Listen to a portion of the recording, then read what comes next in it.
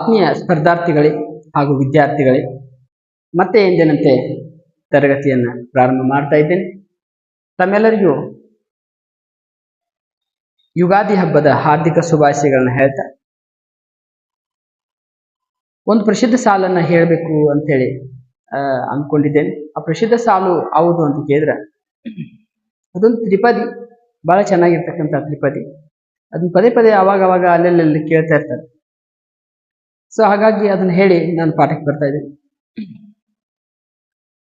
ಹೊತ್ತಾರೆ ಎದ್ದು ನಾ ಯಾರ ನೆನೆಯಲಿ, ಹೊತ್ತಾರೆ ಎದ್ದು ನಾ ಯಾರ ನೆನೆಯಲಿ, ಎಳ್ಳು ಜೀರಿಗೆ ಬೆಳೆಯೋಳ, ಎಳ್ಳು ಜೀರಿಗೆ ಬೆಳೆಯೋಳ ಬುಂತಾಯಿ, ಎಳ್ಳು ಜೀರಿಗೆ ಬೆಳೆಯೋಳ ಬುಂತಾಯಿ, ಎದ್ದೊಂದು ಗಳಿಗೆ ನೆನದೇನ, ಎದ್ದೊಂದು ಗಳಿಗೆ ನೆನದೇನ, ಎದ್ದೊಂದು ಗಳಿಗೆ ನೆನದೇನ.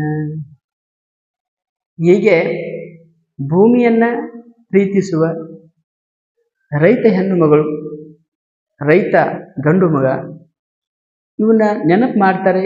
ಹೊತ್ತಾರೆ ಎದ್ದು ಅಂದ್ರೆ ಲಘು ಎದ್ದು ಅವರು ಭೂಮಿ ತಾಯಿಯನ್ನ ನೆನೆಯುವಂತ ಒಂದು ಸ್ಥಿತಿ, ಭೂಮಿ ತಾಯಿಯನ್ನು ನೆನೆಯುವಂತ ಒಂದು ಭಾವ ಈ ತ್ರಿಪದಿಯಲ್ಲಿ ಎದ್ದು ಕಾಣ್ತದೆ. ಸೊ ಹಾಗಾಗಿ ಈ ಜನಪದ ತ್ರಿಪದಿಗಳು ಬಹಳಷ್ಟು ಮುಖ್ಯವಾಗ್ತವೆ. ಇವುಗಳನ್ನ ನಾವು ಗಮನಿಸ್ತಾ ಇರಬೇಕು. ಸೊ ಪಾಠಕ್ಕೆ ಬಂದಾಗ ನಿನ್ನೆ ಹೋದ ಅವಧಿಯೊಳಗ ನಾವು ಲಿಂಗಗಳ ಬಗ್ಗೆ ಹೇಳಿದ್ವಿ, ಲಿಂಗಗಳ ಪ್ರಕಾರಗಳ ಬಗ್ಗೆ ಹೇಳಿದ್ವಿ. ಈ ಲಿಂಗಗಳ ಉಪವಿಭಾಗಗಳನ್ನ ಅಥವಾ ಉಪ ಪ್ರಕಾರಗಳನ್ನ ಇವತ್ತು ನಾನು ನೋಡ್ಬೇಕಾಗ್ತದೆ. ನೀವೆಲ್ಲ ಗೊತ್ತದ ನಿಮಗ ಯಾವುದು ಗಂಡು ಎಂಬುದನ್ನು ಸೂಚಿಸುವ ಪದವು ಅದು ಪುಲ್ಲಿಂಗ, ಯಾವುದು ಹೆಣ್ಣು ಎಂಬ ಪದವನ್ನು ಸೂಚಿಸುವ ಪದವೇ ಅಥವಾ ಶಬ್ದವೋ ಅದು ಸ್ತ್ರೀಲಿಂಗ, ಯಾವುದು ಗಂಡು ಅಲ್ಲ ಹೆಣ್ಣು ಅಲ್ಲ ಅಂತ ಒಂದು ಶಬ್ದವನ್ನ ಸೂಚಿಸುವಂತ ಪದಗಳನ್ನ ನಾವು ಕರಿತಪ್ಪ ಅಂತಂದ್ರೆ ನಪುಂಸಕ ಲಿಂಗ ಅಂತ ಕರಿತೀವಿ. ಹೌದಾ? ಸೊ ಇದನ್ನು ಹೊರತುಪಡಿಸಿ ನಾವು ಈಗ ಏನ್ ನೋಡಪ್ಪ ಅಂತಂದ್ರೆ ಲಿಂಗಗಳ ಬಗ್ಗೆ, ಲಿಂಗಗಳ ಉಪವಿಭಾಗಗಳ ಬಗ್ಗೆ ನೋಡ್ಬೇಕು. ಹೌದಾ? ಆ ಉಪವಿಭಾಗಗಳು ಯಾವುವು ಅಂತ ಕೇಳಿದ್ರೆ ಒಂದು ಪುನ್ನಪುಂಸಕ ಲಿಂಗ ಅಂತ. ಪುನ್ನಪುಂಸಕ ಲಿಂಗ ಇದೇನ್ರಿ ಹೊಸದ್ ಬಂತು ಅಂತ ಅನ್ಬೋದು. ಸೊ ನೋಡ್ರಿ, ಪುನ್ನಪುಂಸಕ ಲಿಂಗ ಅಂತಂದ್ರೆ ಏನು ಅಂತಂದ್ರೆ, ಉದಾಹರಣೆ ಸೂರ್ಯ ಮೂಡಿದ ಅಂತ. ಸೂರ್ಯ ಮೂಡಿದ ಪುಲ್ಲಿಂಗನ ಹೇಳ್ತಿತ್ತು, ಸೂರ್ಯ ಮುನಿಗಿದಂತ. ಆದರೆ ಸೂರ್ಯ ಮೂಡಿತು ಅನ್ನುವಂಥದ್ದು ಇದು ನಪುಂಸಕ ಲಿಂಗ ಅಂತ. ಹಾಗಾಗಿ ನಪುಂಸಕ ಲಿಂಗ, ಪುನ್ ನಪುಂಸಕ ಲಿಂಗ, ಪುನ್ ನಪುಂಸಕ ಲಿಂಗ ಅಂತ ನಾವು ಕರಿತೀವಿ. ಹಾಗಾಗಿ ನೋಡ್ರಿ, ಸೂರ್ಯ ಮೂಡಿದ ಅನ್ನುವಂಥದ್ದು ಪುಲ್ಲಿಂಗ ಅಂತಂದ್ರೆ ಸೂರ್ಯ ಮೂಡಿತು ಅನ್ನುವಂಥದ್ದು ನಪುಂಸಕ ಲಿಂಗ ಅಂತ ನಾವು ಇಲ್ಲಿ ನೋಡ್ತೀವಿ ಅಂತ. ಸೊ ಒಟ್ಟಿನಲ್ಲಿ ನಾವು ಹೇಳ್ಬೇಕಾದ ಏನಪ್ಪಾ ಅಂತಂದ್ರೆ, ಮೂಡಿತು ಅನ್ನುವಂಥದ್ದು ಅದ ಗಂಡರಾಗಿರ್ಬೋದು ಹೆಣ್ಣರಾಗಿರ್ಬೋದು, ಅತ್ತು ಅಲ್ಲ ಇತ್ತು ಅಲ್ಲ ಅಂತ. ಸೊ ಹಾಗಾಗಿ ಇದು ನಪುಂಸಕ ಲಿಂಗದಲ್ಲಿ ನಾವು ಕುರಿತು ಇಂಥವು ಪದಗಳು ಬಂದವರು ಇವ್ ನಾವು ಪುನ್ ನಪುಂಸಕ ಲಿಂಗ ಅಂತೇಳಿ ಕರಿತೀವಿ ಅಂತ. ಅದೇ ರೀತಿ ಸ್ತ್ರೀ ನಪುಂಸಕ ಅಂತ, ಸ್ತ್ರೀ ನಪುಂಸಕ ಲಿಂಗ. ಹಾಗಂದ್ರೆ ಏನು ಅಂತ ಕೇಳಿದ್ರೆ ಉದಾಹರಣೆ ಸಹಿತ ಕೊಡ್ತೀನಿ. ಲಕ್ಷ್ಮಿ ಒಲಿದಳು, ಇದು ಸ್ತ್ರೀಲಿಂಗ. ಪಕ್ಕ ಎಲ್ಲರಿಗೂ ಗೊತ್ತಾಗ್ತದೆ, ಅರ್ಥ ಆಗ್ತದೆ.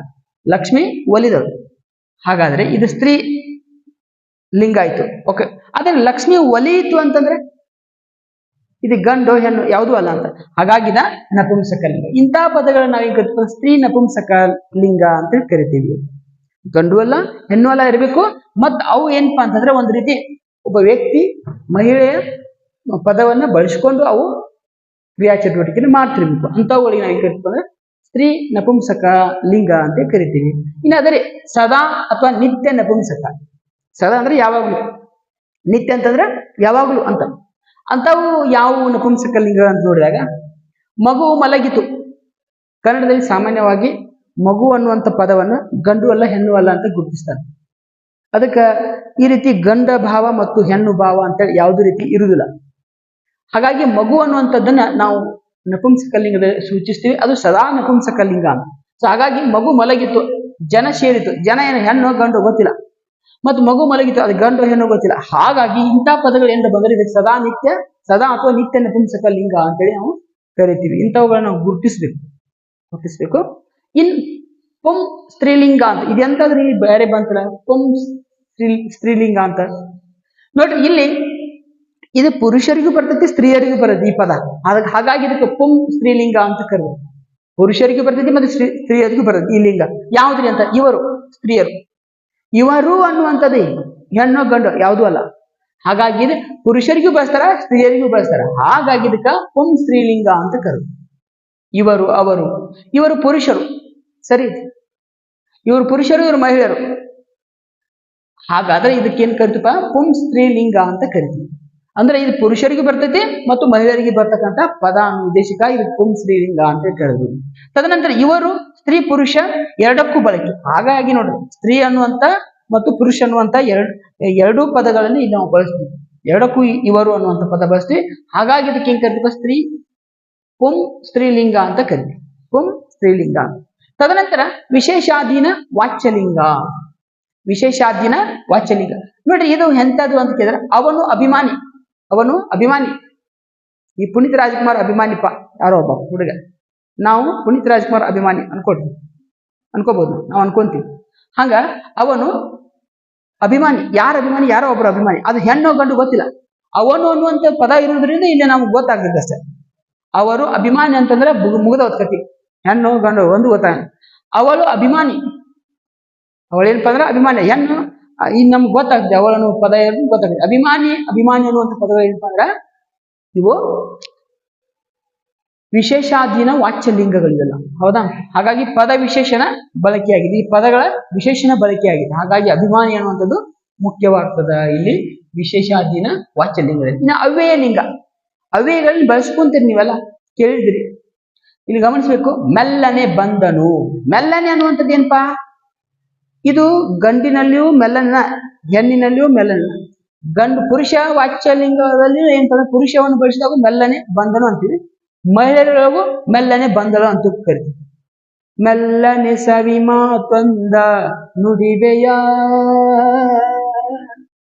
ಕೇಳ್ತೀರಿ, ಪದ್ಯನ ಕೇಳ್ತೀರಿ. ಈ ಮೆಲ್ಲನೆ ಅನ್ನುವಂಥ ಚೇಂಜ್ ಆಗಂಗಿಲ್ಲ.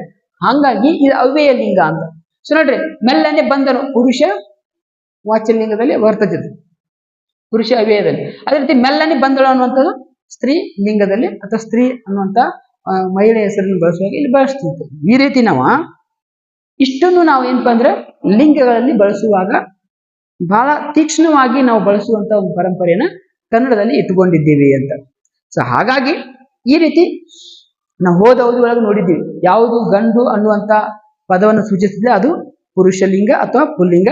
ಯಾವುದು ಮಹಿಳೆ ಅಥವಾ ಸ್ತ್ರೀ ಅನ್ನುವಂಥದ್ದನ್ನು ಸೂಚಿಸಿದ್ರೆ ಅದು ಸ್ತ್ರೀಲಿಂಗ ಅಂತ ನೋಡಿದ್ವಿ. ಯಾವುದು ಪುರುಷವೂ ಅಲ್ಲ ಮಹಿಳೆಯೂ ಅಲ್ಲ ಅನ್ನುವಂಥ ಯಾವುದಾದ್ರೂ ಒಂದು ಪದವನ್ನು ಸೂಚಿಸುವಂತ ಪದ ಇದ್ರೆ ಅದಕ್ಕೆ ನಾವು ನಪುಂಸಕ ಲಿಂಗ ಅಂತೇಳಿ ಕರಿತೀವಿ ಅಂತೇಳಿ ಓದೋದ್ರಲ್ಲಿ ನೋಡಿದ್ವಿ. ಅದರ ಮುಂದುವರೆದ ಭಾಗವನ್ನು ನಾವು ಇಲ್ಲಿ ಇವತ್ತು ಚರ್ಚೆ ಮಾಡಿದ್ದೇವೆ. ಸೊ ಹಾಗಾಗಿ ಇದನ್ನೆಲ್ಲ ತಿಳ್ಕೋಬೇಕು, ಬಹಳಷ್ಟು ಚೆನ್ನಾಗಿ ಇದನ್ನ ಅರ್ಥ ಮಾಡ್ಕೋಬೇಕು. ಇದಕ್ಕೆ ಸಾಕಷ್ಟು ಉದಾಹರಣೆಗಳು ಸಿಗ್ತಾವ. ನೀವು ಹೆಕ್ಕಿ ಬೇರೆ ಬೇರೆ ಪುಸ್ತಕಗಳನ್ನ ತೆಗೆಯುವಂತ ಪ್ರಯತ್ನ ಮಾಡ್ರಿ, ಅವನು ಹುಡುಕುವಂತ ಪ್ರಯತ್ನ ಮಾಡ್ರಿ, ಹೆಚ್ಚು ಕಲೀರಿ ಅಂತ ಹೇಳ್ತಾ ಇವತ್ತಿನ ಈ ಪಾಠವನ್ನ ನಾನು ಇಷ್ಟು ಮಾಹಿತಿಯನ್ನು ಹೇಳಲಿಕ್ಕೆ ಸಾಧ್ಯ ಆಗಿದೆ. ಇನ್ನು ಏನಾದರೂ ಹೆಚ್ಚಿನ ಮಾಹಿತಿ ಬೇಕಾಗಿದ್ರೆ ನೀವು ಕಮೆಂಟ್ ಬಾಕ್ಸ್ ನಲ್ಲಿ ಹಾಕ್ರಿ. ನಮಗೆ ಇದೇ ರೀತಿ ಪ್ರೋತ್ಸಾಹಗಳನ್ನು ಮಾಡ್ರಿ. ನಿಮ್ಮ ಪ್ರೋತ್ಸಾಹವೇ ನಮಗೆ ಸಹಕಾರ, ನಮಗೆ ಪ್ರೋತ್ಸಾಹ, ನಮಗೆ ಪ್ರೇರಣೆ ಅಂತ ಹೇಳ್ತಾ ಇವತ್ತಿನ ತರಗತಿಯನ್ನ ನಾನು ಇವತ್ತಿಗೆ ಇಲ್ಲಿಗೆ ಮುಗಿಸ್ತಾ ಇದ್ದೀನಿ. ಮತ್ತೊಮ್ಮೆ ಎಲ್ಲರಿಗೂ ಏನಪ್ಪಾ ಅಂತ ಕೇಳಿದ್ರೆ ಯುಗಾದಿ ಹಬ್ಬದ ಹಾರ್ದಿಕ ಶುಭಾಶಯ ಹೇಳ್ತಾ ಎಲ್ಲರಿಗೂ ನಮಸ್ಕಾರಗಳು, ಶುಭ ಸಂಜೆ.